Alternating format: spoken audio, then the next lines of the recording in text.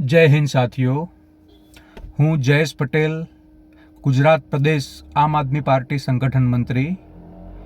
તો અત્યારે ગુજરાત સરકારના દબાણમાં આવીને ગુજરાતના ન્યાયતંત્રએ આમ આદમી પાર્ટીના આદિવાસી નેતા ચૈતરભાઈ વસાવા ઉપર ખોટી રીતના કેસ કર્યા હતા. જે દબાણમાં આવીને તે કેસનો આજે કોર્ટે હુકમ કર્યો છે અને આ હુકમની અંદર ચૈતરભાઈ વસાવાને 7 વર્ષની સજા થતો હુકમ કર્યો છે.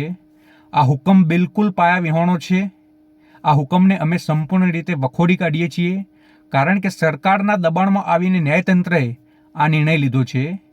ચૈતરભાઈ વસાવા હંમેશા આદિવાસી સમાજના પડખે ઊભા રહ્યા છે, ગુજરાતના ગરીબોના પડખે ઊભા રહ્યા છે, ગુજરાતની જનતાના અવાજ બન્યા છે, ગુજરાતના ખેડૂતોના અવાજ બન્યા છે. અને તે અવાજ દબાવવા માટે સરકારે ખોટી રીતના ફસાવીને, ખોટા કેસ કરીને, ન્યાયતંત્રને દબાણ આપીને આ 7 વર્ષનો સજા કરતો હુકમ કર્યો છે.